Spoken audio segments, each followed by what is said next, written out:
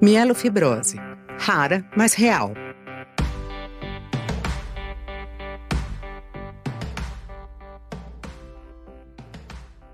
Uma doença é considerada rara quando sua incidência é de 65 pacientes ou menos para cada 100 mil pessoas.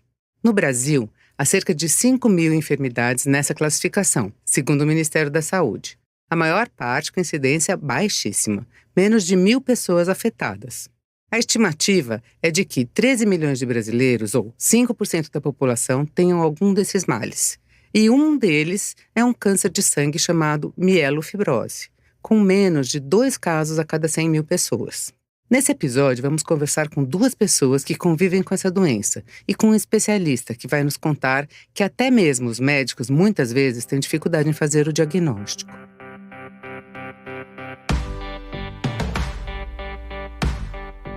Eu sou a doutora Carmen Vergueiro e este é o Superviventes, o podcast que fala da vida após o câncer. Antes de começar, preciso fazer uma correção sobre o episódio anterior. O Dr. Luiz, mastologista do Hospital das Clínicas da Faculdade de Medicina da USP, que nos ajudou, foi chamado incorretamente de Luiz Levolino, quando seu nome correto é Luiz Iervolino. Obrigada pelo episódio, pelas informações e desculpas da nossa equipe, Dr. Luiz. Mas agora, me diga uma coisa. Você sabe onde fica o baço? Sabe para que ele serve? Nesse episódio da 2ª temporada, o baço, que fica abaixo da costela do lado esquerdo, é um personagem importante. Ele filtra o sangue e produz anticorpos. Durante a vida fetal, ele também é responsável pela produção do sangue. E na vida adulta, quando a medula falha, como no caso da mielofibrose, ele volta a fabricar sangue, só que de uma maneira desorganizada. Então, essa produção desorganizada acontece quando o paciente tem mielofibrose, uma doença rara que demora para apresentar sintomas e que, quando eles vêm, são confundidos com muitas coisas, até com anemia. Este é o Superviventes, um podcast da AMIO, a Associação da Medula Óssea. Podcast que conta as histórias de pessoas que foram diagnosticadas com câncer. Nós estamos aqui para mostrar que isso não é um ponto final, é uma pausa, um ponto e vírgula. Afinal, a medicina evoluiu muito, tanto na prevenção como no diagnóstico precoce. E todo ano aparecem novos tratamentos, e assim muitas doenças se tornam curáveis. Hoje, mais do que nunca, a vida segue após o câncer. Para você ter uma ideia, temos mais de 32 milhões de homens, mulheres e crianças que sobreviveram ao câncer e estão por aí, vivendo. Esse podcast é dedicado a eles, os superviventes. Pessoas que uma vez tiveram diagnóstico de câncer. Eu sou Wagner Fernandes e agradeço a farmacêutica GSK que patrocinou essa iniciativa. Vocês seguem com nossa narradora, a doutora Carmen Vergueiro, médica, hematologista e coordenadora da AMIO. Agora é com você, doutora.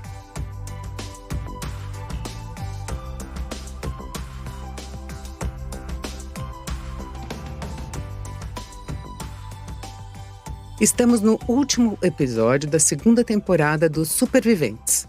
Nessa temporada, trazemos histórias de pessoas que se trataram de câncer. Elas contam suas histórias e os especialistas explicam as causas, contam dos sinais e sintomas que alertam para o diagnóstico e falam da prevenção. Nem sempre é possível prevenir, mas o diagnóstico precoce é sempre importante. Então vamos lá? Cultura não ocupa espaço.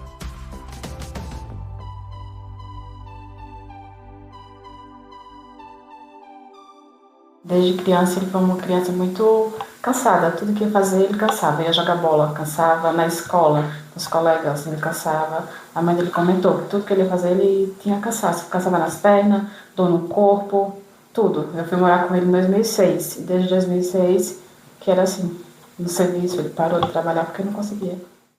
Essa que está falando é a Viviane Oliveira, contando como era o Lucimário Rodrigues quando criança. Eles se conheceram na infância, lá em Carirá, no interior do Sergipe. Se casaram e hoje têm 2 filhos.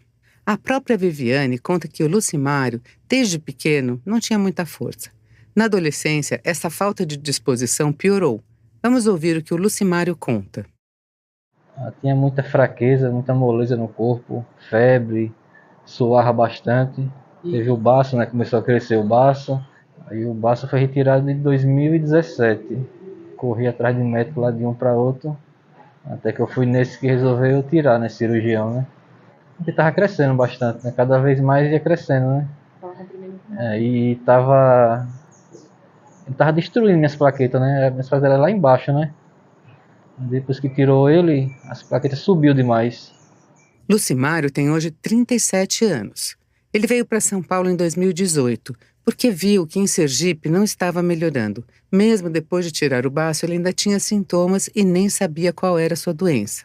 Ele foi atendido num hospital privado, em São Paulo, onde foi levantada a hipótese de mielofibrose. A médica percebeu que ele não conseguiria seguir o tratamento pelo sistema privado e encaminhou Lucimário para o Hospital das Clínicas e ainda devolveu o dinheiro da consulta. Foi só assim que ele descobriu que tinha mielofibrose, um câncer raro de sangue que atinge as células tronco.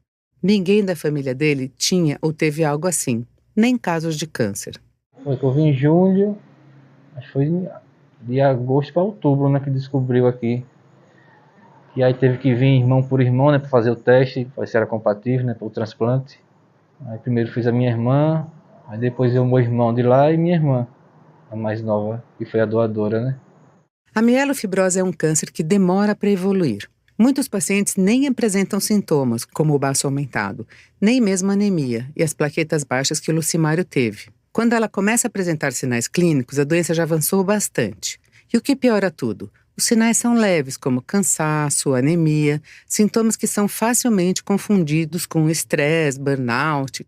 Foi o que aconteceu com a funcionária pública aposentada Fernanda Pereira, de São Paulo. Vamos ouvir. Então, assim, a minha carreira, eu era muito dedicada, eu sempre gostei muito do que eu fazia. Então, era muito. Eu não me alimentava direito, eu não dormia direito. Hoje já tem outros nomes para esse tipo de comportamento, né? Mas eu era viciada em trabalho. Então, era bem complicado. Eu tinha bastante isso. Eu, em 92, eu fui num médico, por outro motivo, um médico nada a ver, e ele notou que eu tinha o baço palpável, né? E não chamou a atenção porque eu não tinha queixa nenhuma com relação a isso, né? Então ele até falou, às vezes você nasceu assim. Como eu tive algumas doenças de infância, né? Tipo, eu tive nefrite, eu tinha muita anemia, às vezes passou também porque não me fazia nada, sabe? Não chamou a atenção dele e nada também me chamava atenção. Eu fui num médico de rotina, né? E passou. Então, isso me chama atenção porque foi em 92. Mais ou menos em 2008, antes até, eu comecei a ter muito cansaço, sabe, dor de cabeça. Eu fui em ortomolecular, eu tinha ansiedade, né? Eu tive crise de ansiedade a primeira vez em 2001. Então, em razão disso, de medicação que eu tomava para ansiedade e tal, eu tentei procurar ortomolecular, outras vias para evitar voltar para a medicação da ansiedade. E numa dessas consultas, né, num médico que era voltado assim para a medicina chinesa, ele identificou que eu estava com anemia. Você vê o nível de... Eu tinha muita dor de estômago, esse tipo de situação, mas, volto a dizer, não me alimentava corretamente, né? Eu comia lanche trabalhando, eu nem saía para almoçar, porque senão eu ia perder tempo. E isso tudo foi gerando, então, assim, eu tinha médicos que falavam assim, ó, eu vou receitar para você tal remédio, férias. E anos se passaram assim, com a Fernanda achando que tudo era estresse. Até que um dia indicaram um mastologista para ela, para fazer aquela consulta anual, para checar as mamas, sabe? Só que quem indicou se confundiu e, na verdade, o médico era um hematologista, um especialista em sangue. A pessoa me indicou como uma especialidade, quando eu liguei, falaram, não, ele é hematologista. Eu falei, então é com ele que eu quero ir. Eu falei, não existe coincidência. E aí eu comecei o meu acompanhamento com esse médico. Então, quando foi em 2010, ele começou a fazer uma série de exames e chegamos à conclusão, ele chegou à conclusão de que o baço podia estar destruindo o meu sangue, entendeu? Uma disfunção que poderia ser uma disfunção do baço até então. E eu ia retirar o baço. Só que ele pediu um exame de medula para ter um diagnóstico da minha medula antes da retirada do baço, né? Uma visão, para depois ter outra. E quando eu fiz esse exame de medula, que eu nem fiz a biópsia, eu fiz uma outra parte que era mais barata, porque o plano não cobria. Então ele falou, você pode fazer tal parte do exame que já dá para ter uma ideia. Aí deu a suspeita de mielofibrose. No caso da Fernanda, veja bem, o primeiro sinal apareceu em 92, que foi o baço aumentado. O diagnóstico mesmo só veio em 2010, ou seja, 18 anos depois. É muito tempo. Por que isso acontece? Para descobrir, quem conversa com a gente agora é o Dr. Celso Arraes, professor adjunto da Universidade Federal de São Paulo, atuando como coordenador do Serviço do Transplante de Medula Óssea, diretor da Hematologia dos Laboratórios DASA e coordenador da Hematologia do Hospital 9 de Julho. Doutor, acredito que a maioria dos pacientes, quando recebe o diagnóstico, nunca ouviu falar em mielofibrose, não é? Exato, nem médico. Então, assim, eu dou aula, por exemplo, para explicar, é verdade, eu dou aula para falar sobre a transplante de medula, por exemplo, eu consigo fazer a mesma aula que eu dou para o aluno de medicina do segundo ano. Eu dou para uma sociedade de pacientes e eu dou para os médicos não especialistas. É exatamente a mesma aula, no mesmo nível de profundidade, porque o conhecimento é muito, muito, muito superficial.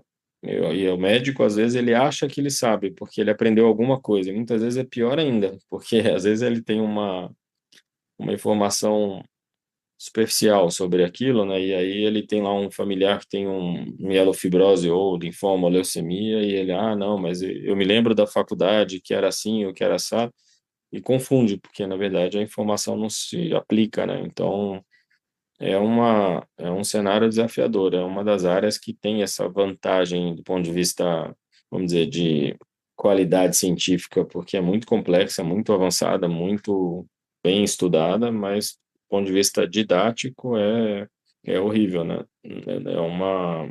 É difícil você explicar ou você, porque justamente é muito complexo. Para a gente entender bem do que estamos falando, o senhor poderia explicar para a gente o que é, na verdade, a mielofibrose? A gente usa um termo que são as doenças mieloproliferativas. Então, esse termo mieloproliferativa são doenças da medula óssea e que a medula está produzindo em excesso. Então, é basicamente isso. São 3 doenças principais desse grupo, as mais parecidas, vamos dizer, que é a mielofibrose e mais outras 2. Mas elas são muito parecidas em termos do princípio, que seria uma mutação na célula-tronco. Então, a célula de origem do problema é a célula-tronco, é a célula que produz todas as outras. Então, ela sofreu uma mutação e ela está produzindo em excesso.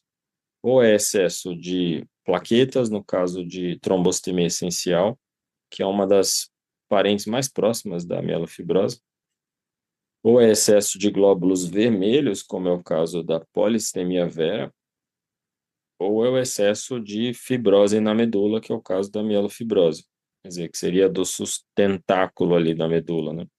Então, e essas 3 doenças, muitas vezes, elas têm como se fosse algumas características de cada uma delas entre elas. Às vezes, elas não são tão 880, elas não são tão... Às vezes, a pessoa tem muitas plaquetas e é uma mielofibrose, por exemplo. Ou ela tem uma polistemia vera, mas também tem um pouco de fibrose. Quer dizer, então, às vezes, existe uma certa flexibilidade ali entre esses diagnósticos, justamente pelo fato de terem uma origem em comum, né?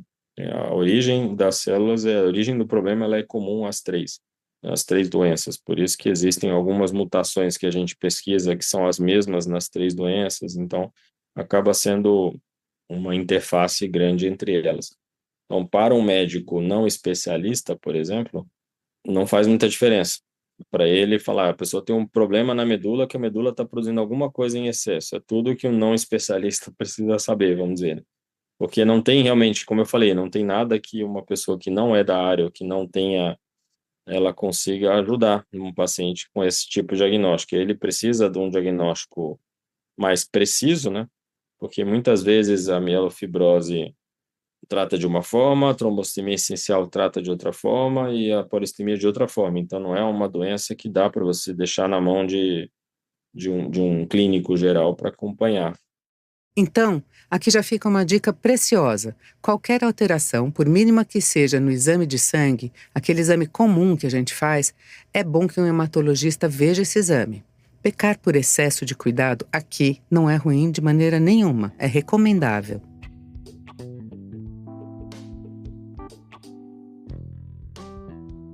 E o tratamento de mielofibrose? Qual é? O Dr. Celso explica que o tratamento vai depender da fase em que a pessoa está. Lembra que a gente já disse que esse câncer é um câncer de evolução lenta. Vamos ouvir.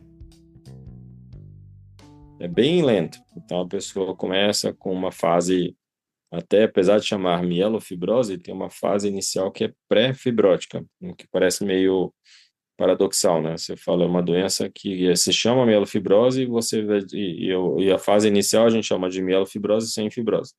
Quer dizer, porque ainda não tem fibrose.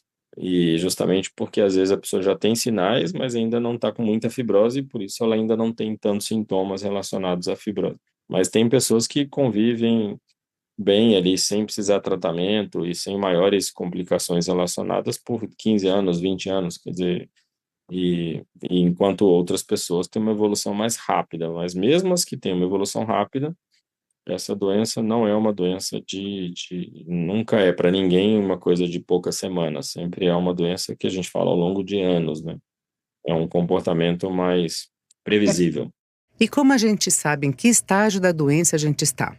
Hoje a gente consegue fazer um exame de sangue que é um excelente preditor, se vai ser mais lento ou mais rápido.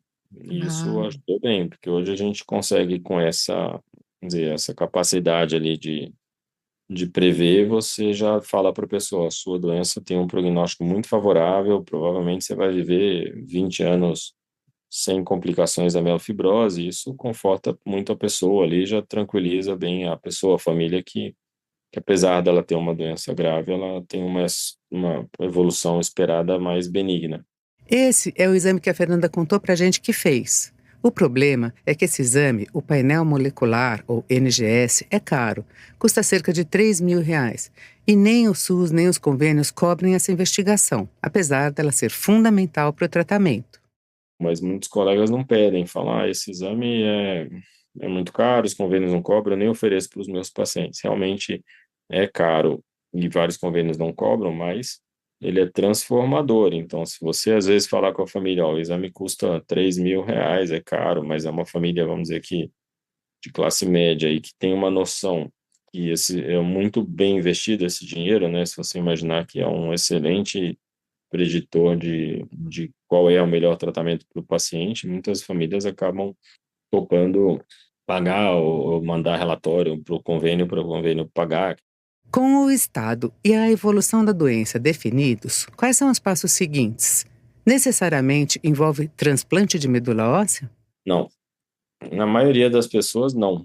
Justamente pelo fato de que é uma doença mais de idoso e a maioria dos idosos não vai ter nenhuma condição. Pessoa com mais de 80 anos, que já tem comorbidade, então a maior parte das pessoas não vai ser encaminhada para transplante justamente pela faixa etária avançada, comorbidades e alguns porque não precisam mesmo. Então, às vezes a pessoa descobre mielofibrose, mas ela tem um bom prognóstico e pode morrer de outra coisa com a mielofibrose, né? Mas existe uma parcela grande que, não grande, né, mas grande é relativo, né, mas acho que o mais importante é que existem muitas pessoas que deveriam fazer transplante, tem plena indicação de fazer transplante, mas por uma questão muitas vezes de informação, ou falta de informação ou do médico, ou falta de acesso, né, um médico que trabalha às vezes num lugar que não tem transplante, ele tem uma dificuldade de encaminhar para transplante, mas muito comumente por falta de informação mesmo, o médico achar que não dá para fazer transplante se não tiver uma série de características que só quem faz transplante sabe que não é mais verdade, por exemplo, não ter um doador 100% ou não ter a idade não ser uma idade suficiente, muito alta, sendo que isso tudo já mudou ao longo do tempo. Então, é muito importante, o que eu mais falo em palestras para não transplantadores é que as pessoas, se na dúvida, pede para um transplantador avaliar e ele vê o que ele acha do caso para você transfere um pouco a responsabilidade, né, para não acontecer de depois o que acontece muito em mielofibrose. O médico não indica o transplante e indica só muito tardio, quando muitas vezes perdeu já a oportunidade de beneficiar aquele paciente, né? Você indica tão tardiamente que aquele paciente já não é mais candidato, né? Mas existe uma necessidade ali de uma educação médica continuada para especialistas também.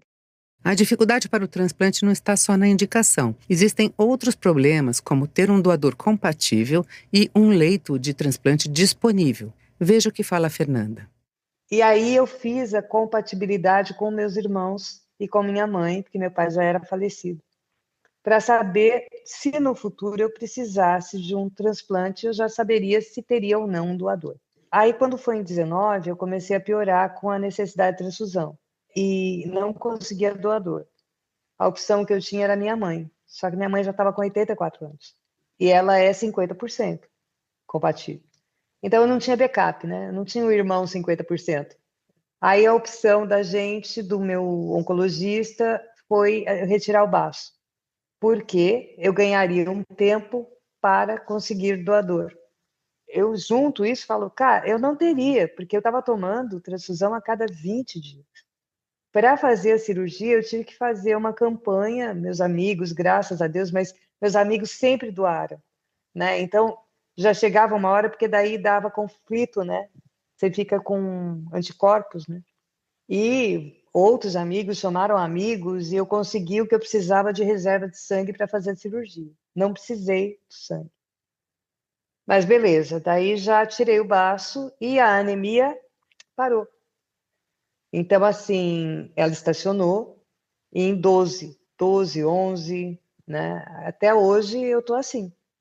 Em hematologia, tudo muda muito rápido, a toda hora. As pesquisas estão aceleradíssimas. Há remédios novos que ajudam a evitar a progressão do câncer, trazem melhor qualidade de vida para o paciente, mas não curam a doença, como o momelotinib e o ruxolitinib. E muita coisa ainda pode aparecer para contribuir com o tratamento da Fernanda. Por isso, como o Dr. Celso falou, é importante acompanhar com um médico ou médica que esteja a par das evoluções nesse campo. É o cenário que vivemos, né? E é um problema mesmo, porque a gente vê muito, tem muito interesse de todos os lados, infelizmente também, né? Porque são remédios muito caros. O médico tem que ter a visão crítica também, né? De entender claro que o remédio beneficia uma série de pacientes, mas às vezes não é tudo aquilo, né? Para algumas doenças até a gente evoluiu muito e já pode falar dessa forma. Para outras não. Para outras a gente ainda está, como é o caso da mielofibrose, né? Os remédios não resolveram o problema. Eles são uma excelente opção que é o termo que a gente usa, é uma ponte para o transplante. Se o paciente é um bom candidato, o remédio vai levá-lo para o transplante numa melhor condição. Se ele não é um bom candidato, o remédio vai ser um tratamento benéfico para alguns, menos benéfico para outros. E também é importante saber que o transplante tem essa hora certa para acontecer. No caso do Lucimário, ele fez o transplante. Já a Fernanda não. Ela está bem e aguarda um doador compatível.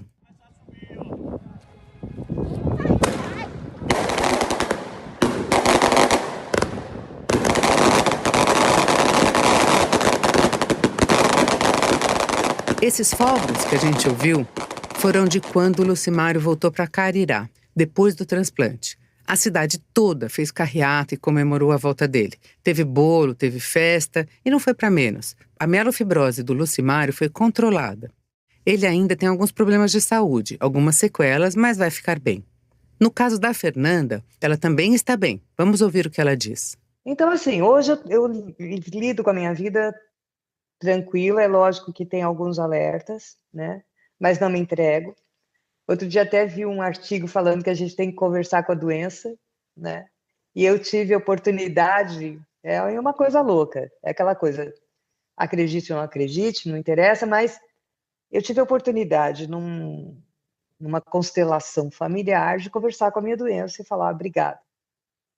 Você me ajudou a mudar o meu estilo de vida, a enxergar a vida de outra forma, mas eu não preciso que você se manifeste para eu aprender, eu já aprendi. Hoje a Fernanda faz pilates, hidroginástica e tem uma vida ativa. Essa atitude dela e do Lucimário de encarar tudo com o menor peso possível, a gente sabe que é difícil, Mas é muito importante ter esse positivismo, essa atitude de enfrentamento e de não se entregar. Mas o Dr. Celso faz um último alerta.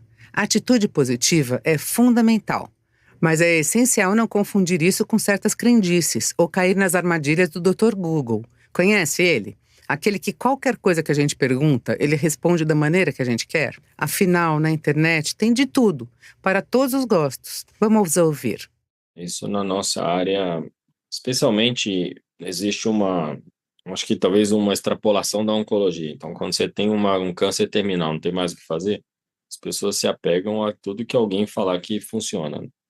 No caso da nossa especialidade, mesmo na oncologia também, o problema é quando a pessoa não está nesse ponto, né? Ela tem tratamentos, mas a comadre, o amigo, o vizinho falaram que tem, que toma isso, faz aquilo outro. E aí existe um perigo que não só não é verdade, né, que o remédio seja toda essa maravilha, como pode atrapalhar o tratamento. Então existe uma interação muito grande medicamentosa entre o tratamento convencional e essas coisas, e pode ser que essas coisas façam mal. Então, existe até um risco de você causar uma interação medicamentosa proibitiva até, né? Que possa potencializar e a pessoa ter muito mais efeito colateral do que ela teria, né? Se não fosse ou o contrário, que é inibitório, né? Você ter uma pessoa que faz uma químio e a químio não funciona por conta dessa interação. Tem que tomar cuidado. Eu sempre falo para os pacientes, ó, não tem mais o que fazer, você está autorizado a procurar todos os chás e tudo que alguém falar, mas nesse momento, durante o tratamento, não faça isso porque pode ser muito perigoso, né? Então, mas tem muito isso na nossa... Existe toda essa teoria da conspiração que os médicos e a indústria farmacêutica não querem contar para você que a graviola cura qualquer... E é uma pena, né? Seria ótimo que curasse. Teve aquela história da fosfetanolamina, por exemplo, que foi... Eu vivi bastante até conheci bem o químico que produzia, né? E é um negócio absurdo. As pessoas iam lá para São Carlos para pegar os comprimidos lá para curar do câncer, até acabaram tendo que o governo fazer um estudo clínico para mostrar que não funcionava, para acabar com a falsa ideia de que funcionaria, né? Então...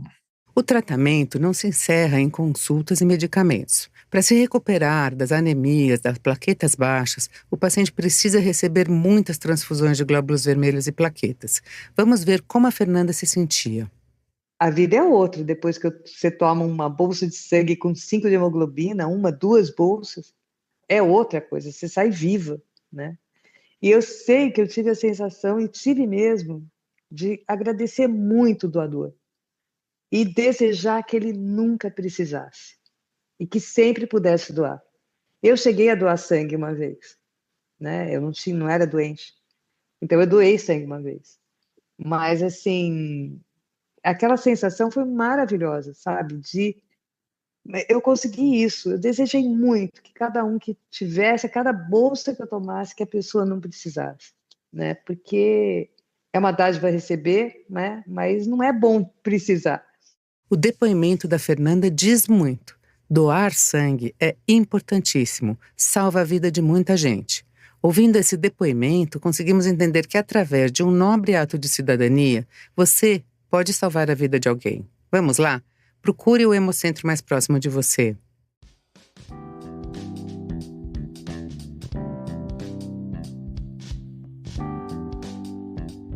Esse foi o 10º episódio do Superviventes, temporada 2. Agradeço aqui o depoimento do Lucimário e da Fernanda, que sei que vão despertar interesse de muita gente. E deixo também o nosso muito obrigado por todo o tempo e conhecimento que o Dr. Celso compartilhou conosco. E reforço mais uma vez, procure um hematologista se você tiver alterações no exame de sangue. É melhor pecar pelo excesso do que pela falta. A gente sabe que essa especialidade não tem em todo lugar, como foi o caso do Lucimário, lá em Sergipe. Garantir o atendimento ao paciente em seu estado de origem é importante e faz parte do trabalho da AMEO atuar junto aos órgãos competentes para que o acesso ao tratamento melhore. Eu fico por aqui. Para todos vocês, nosso muito obrigado e até a próxima. Enquanto isso, aproveite para ver ou rever nas plataformas YouTube, Deezer, Spotify, algum episódio que você pulou e deixou passar. Mais uma vez eu digo, conhecimento não ocupa espaço. Até logo, pessoal!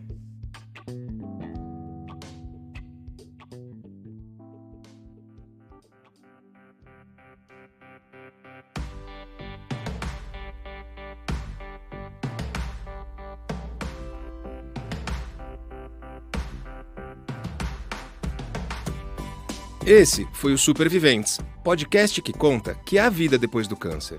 Se você quiser descobrir mais sobre os personagens deste episódio, nós colocamos fotos deles no nosso Instagram, @AmioMedulaOssea. O Superviventes é uma realização da Amio, a Associação da Medula Óssea do Estado de São Paulo. Há mais de 20 anos, ajudamos pacientes que enfrentam o transplante de medula óssea no Brasil. Nosso trabalho abrange as áreas de assistência, educação e pesquisa. E para isso, contamos com o apoio de pessoas que acreditam no poder da solidariedade. Você também pode participar sem gastar nenhum centavo, doando sua nota fiscal. Descubra como em nosso site amio.org.br/nota fiscal paulista. Para doar diretamente, entre em amio.org.br/doe. A narração, produção executiva e supervisão científica é feita pela doutora Carmen Vergueiro. As entrevistas e o roteiro desse episódio foram feitos pela Lilian Cunha, com revisão de Carmen Vergueiro e eu, Wagner Fernandes. A Amanda Carvalho faz a edição, trilha sonora e mixagem. A arte de capa foi feita pela Tereza Meirelles. A comunicação foi realizada pela Flávia, da equipe da Amio. A gravação foi feita na produtora de áudio King Crab. Eu, Wagner, me despeço aqui por hoje e vejo vocês no próximo episódio. Até lá!